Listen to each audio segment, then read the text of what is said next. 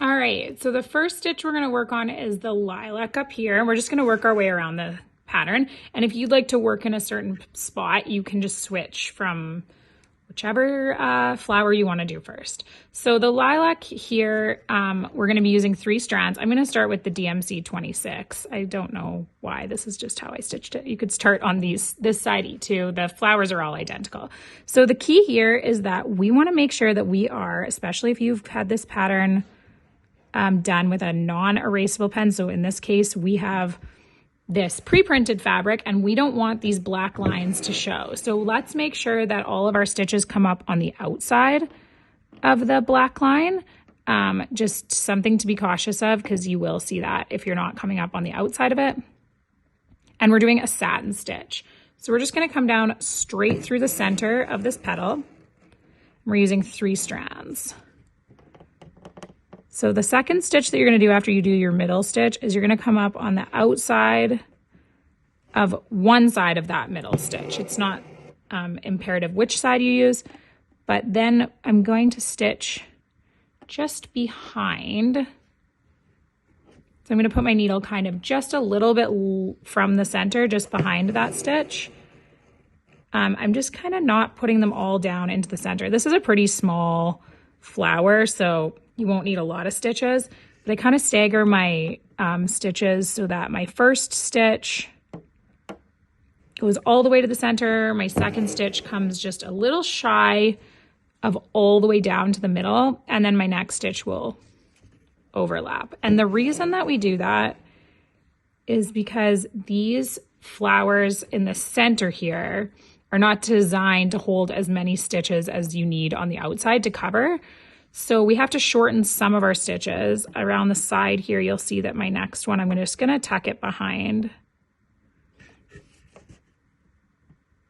Just making sure I'm coming up in the right spot.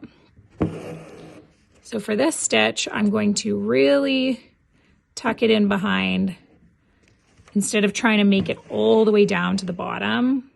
I just wanna tuck it in behind and cover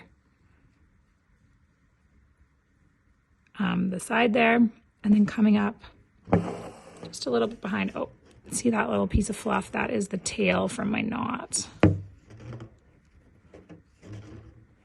So just pulling that back down. That'll happens to me all the time. And then right back down to the center to cover all the way. And one thing that I do like to do is I like to give my little flowers like this a tiny little fluff. The little fluff gives it a little bit of shape, like a dimension to it. It gives it kind of like a 3D effect, which I really like the texture that it creates. You could also do this stitch with more strands, which would do the same thing, but I find it's easier to do it with 3 since it's so tiny and you can still create the bulk. So this one, which is my second stitch, I'm just going to tuck in behind. Or sorry, actually, I already did a second stitch on this side. So I framed my middle stitch and then coming down. So you just kind of have to eyeball it as to which, whether you're gonna do a long or short stitch. So does it look like it's getting too full at the base of the petal? Yes, I'm gonna make a short stitch. No, I've got room, I can make a longer stitch.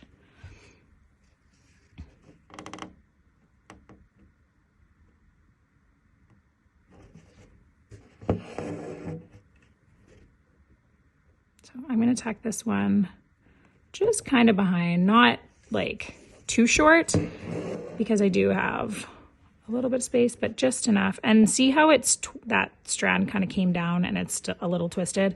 Did it with the other one too. I like to pull my thread out and just run my needle underneath of the strands until I get them to lay flat. Just creates like a smoother stitch than the twisted stitch. So then I'm running my needle underneath of my stitches, which gives it a nice little fluff and a nice little shape. And then I'm ready to move on to my next petal.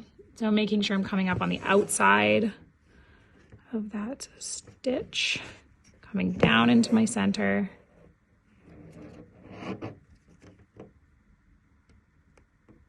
And then following all the way around.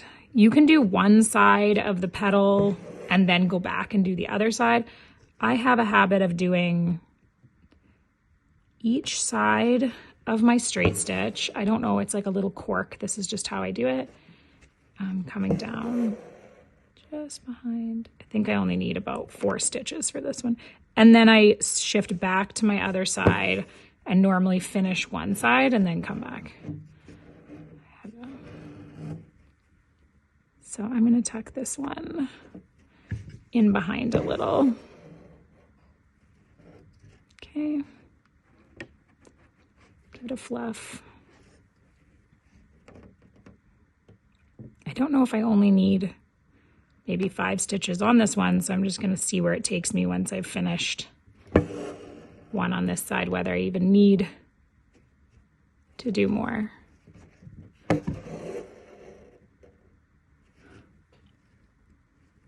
Okay, I think I will be able to stop there. And sometimes like I've stopped and been like, that's enough stitches on that petal. And then I've come back at the end and I've added a few more. Just once all is said and done, you know, I take a look at it and I say, I think that petal looks a little sparse. And I mean, like when the whole pattern is done, you can always go back and do that. So again, it's just a couple of short stitches. You can make some of them, on some of our other satin stitches, you're gonna have to do a lot more of the short and long. These ones are actually quite even from top to bottom as far as thickness, so you don't have to do as much short stitches. Because this one overlaps, and because, sorry, this specific petal overlaps the lower flower, I am not worrying as much about my line on the inside of that, just because it'll be covered.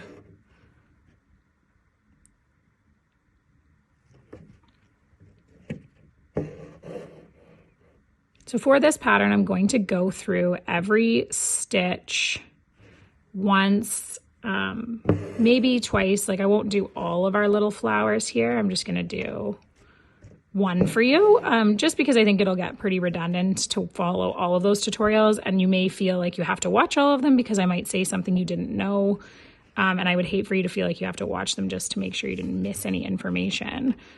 But it'll be pretty redundant. If I think that there's anything you need to see, like that's different about any of them, I will show it all, but just so that you know why I'm not showing every single one is because it's going to get pretty repetitive, and that's a lot of video for you to watch. It's also a lot of my voice.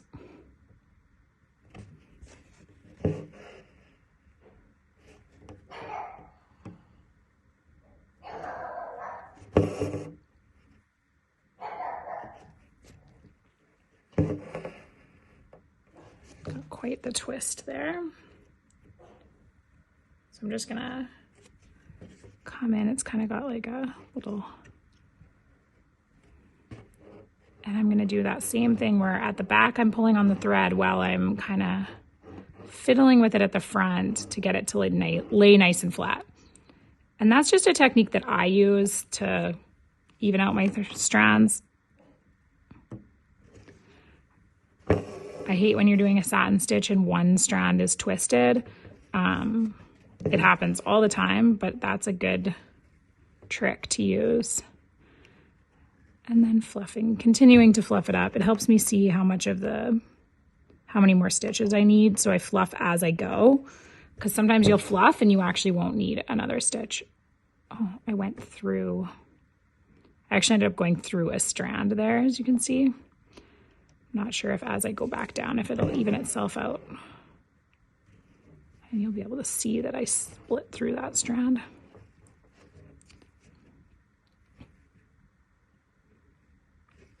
It did kind of mess with that one a little bit. I may have to pull that out. I may be able to just, oops. I may be able to just pull on it the way I fluff them up and get them all to lay even, but okay. kind of messed with that one strand. Okay, that will be something I might need to fix.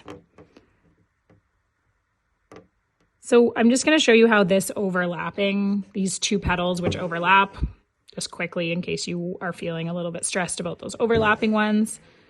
And then we'll move on to our French knot.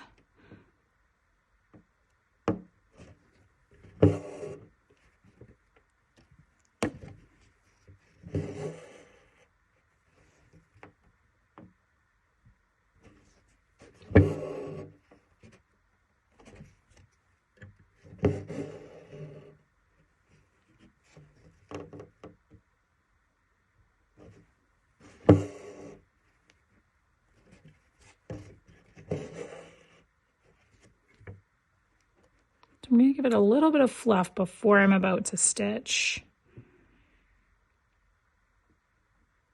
my overlapping parts. I can fit one strand still in there. And then, oops.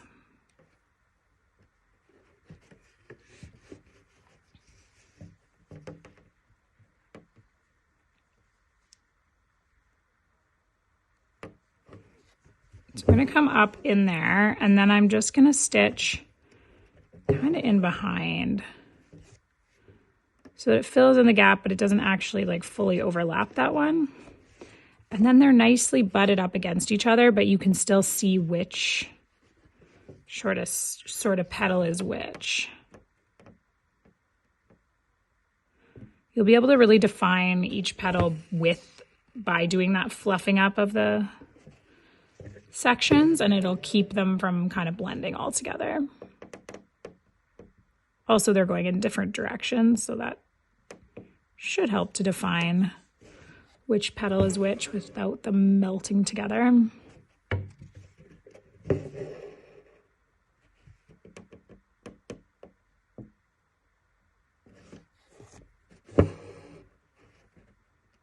Tuck this one in behind. This was a little bit of a bigger petal, so it had a bit more space to fill at the top. So I did want to make sure that I tucked at least one or two of my stitches really behind the others, so that, and this last one on the edge I'll tuck kind of behind, right along the line of the curve, I think.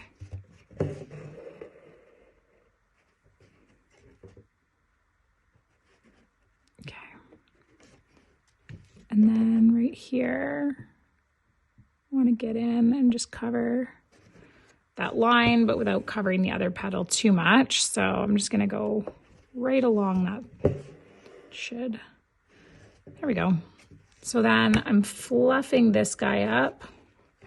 And I'm fluffing this guy up. And they just kind of butt up against each other. We'll take a look at I'll show you on our example. You know, almost like they just melt into each other, which is sort of how a regular, but you can still see the defined petal. To be honest, that one almost starts to look like it's part of this petal, but that's okay, because when you see a flower in real life, that is sort of what, you know, they kind of are meant to do. So we will tie off our purple thread at the back the way we learned in our beginner section, and then I'm going to move on and grab a little bit of the yellow just to do the demonstration. I did talk about this in the written instructions.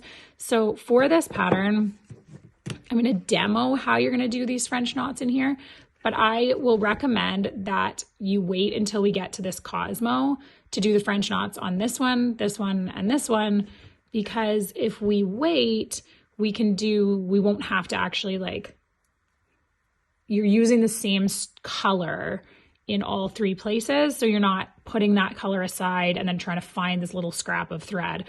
Like, leave it all together and intact, and then we'll split the strands, do these 3 sections, and then you're done with that color, so you don't accidentally lose a shade, or like, that's always what happens to me is I actually lose the thread. So this way you can keep all of it together, and then, but I am going to demo how to do that French knot so that it's all in one place. So All right, so we are creating a single French knot in our little lilac flowers. So for this, we're using 2 strands and we're gonna wrap our needle twice. Depending on how many strands you use and how many wraps you use, you're gonna get like a really cool effect, and you can change it depending on, so I'm gonna show you quickly. So if we have, say, for example, 3 strands with 1 wrap, it's actually pretty similar in size to 2 strands with 2 wraps, maybe more like 3. But so in this case, I want to use 2 strands because I want to be able to wrap it twice. I think to wrap the needle twice is easier to make the knot than it is to do a 1 wrap. I find 1 wrap knots more difficult than 2 wrap or 3 wrap knots. So in this case, I want to use less strands with more wraps to create a bigger knot with the wraps instead of a bigger knot with the strands. Hopefully that makes sense. Because yeah, they are a very similar size, the 3 strands, so for this one, in this part of the pattern, we're only using 2 strands. That's because we're going to wrap twice. If we were using 3 strands, I wouldn't want to wrap more than once, but I think it's easier to do a 2 wrap French knot. So in this, you're going to come up through the center of your little space and you're going to wrap your needle twice. And you can wrap like from either direction, it doesn't matter. I'm going to wrap from the back over 1, that's 1 full wrap, 2. So I've wrapped twice around my needle, and then I'm going to press my needle back through the fabric pretty close to where the other hole was. It doesn't really matter. You can go through the same hole or you can just go next to it. You don't have to be that worried about it, just in the same space.